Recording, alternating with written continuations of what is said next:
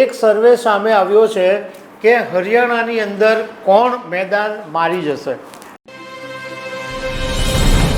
નમસ્કાર દર્શક મિત્રો, હરિયાણા વિધાનસભાની ચૂંટણીને હવે 10 દિવસ બાકી છે, એટલે 5 ઓક્ટોબર 2024ના દિવસે હરિયાણામાં 90 વિધાનસભા બેઠકો ઉપર મતદાન થવાનું છે। એક જ તબક્કાની અંદર મતદાન થવાનું છે અને 8 ઓક્ટોબરે રિઝલ્ટ આવી જશે। હવે દૈનિક ભાસ્કરનો એક સર્વે સામે આવ્યો છે કે હરિયાણાની અંદર કોણ મેદાન મારી જશે। તો આના વિશે હું તમારી સાથે વાત કરીશ। મારું નામ રાજેશ શાહ છે અને તમે જોઈ રહ્યા છો ખબરછે.com। દર્શક મિત્રો, હરિયાણા વિધાનસભામાં આમ સીધી જે ટક્કર છે એ ભાજપ અને કોંગ્રેસ વચ્ચે જ છે, પરંતુ પ્રાદેશિક પાર્ટીઓ અને કેટલાક અપક્ષ ઉમેદવારો પણ હરિયાણા વિધાનસભાની અંદર નિર્ણાયક ભૂમિકા ભજવી શકે છે। હરિયાણાની અંદર 23 બેઠકો એવી છે કે જેની પર કોંગ્રેસ અને ભાજપ વચ્ચે કાંટાની ટક્કર છે, એટલે થોડા ઓછા માર્જિનની એમાં વધઘટ થવાની સંભાવના છે। રાજકારણના એટલે દૈનિક ભાસ્કરના જે રિપોર્ટ છે, સર્વે રિપોર્ટ, એની અંદર એવું કહેવામાં આવ્યું છે કે ઇનેલો, જેજેપી, આમ આદમી પાર્ટી અને અપક્ષ ઉમેદવારો જો કોંગ્રેસના વોટ તોડશે તો ભાજપને ફાયદો થશે। અપક્ષ ઉમેદવારો છે જેમાંથી ઘણા ખરા બળવાખોરો છે, એ અપક્ષ ઉમેદવારો પણ 1-2 સીટ ઉપર ભારે રહી શકે છે।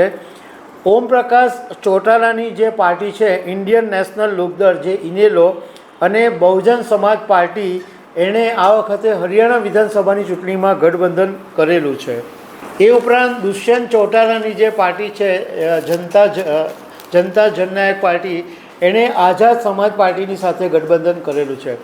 આ જે દુષ્યંત ચૌટાલાની પાર્ટી છે, જનતા જનનાયક પાર્ટી, એણે 2019ની અંદર બહુ જ સારું કાઠું કાઢેલું અને 10 ધારાસભ્યો જીતેલા, મતલબમાં 10 વિધાનસભા બેઠક જેજેપી જીતેલી, અને તે વખતે ભાજપે જેજેપી સાથેના ગઠબંધનની અંદર હરિયાણાની અંદર સરકાર બનાવેલી અને 4 વર્ષ સુધી મનોહરલાલ ખટ્ટરે બહુ સારી રીતના સરકાર ચલાવેલી, પરંતુ 4 વર્ષ પછી ભાજપે હરિયાણાની અંદર મનોહરલાલ ખટ્ટરને બદલીને સૈનીને મુખ્યમંત્રી બનાવ્યા।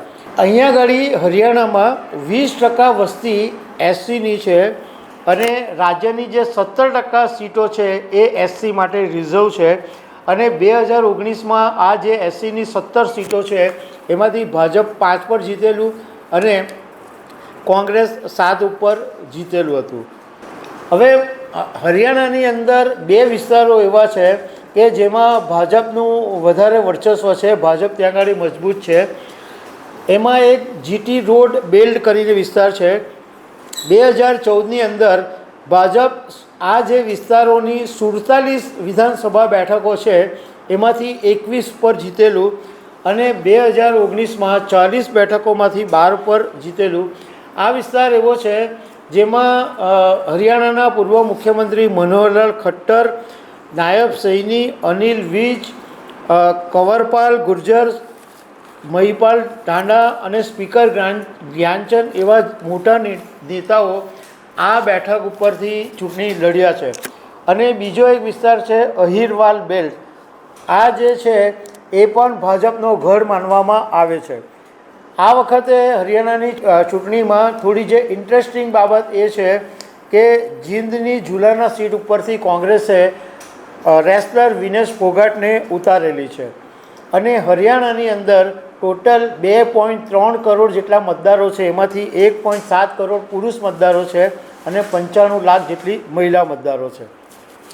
હવે તમને જે જાણવામાં રસ છે કે દૈનિક ભાસ્કરે કોને કેટલી બેઠકો મળી શકે એની વાત કરી છે, તો આ વખતની વિધાનસભાની ચૂંટણીમાં જે ટોટલ 90 બેઠકો છે એમાંથી કોંગ્રેસને 38થી 42 બેઠકો મળી શકે, જ્યારે ભાજપને 18થી 23 બેઠકો મળી શકે।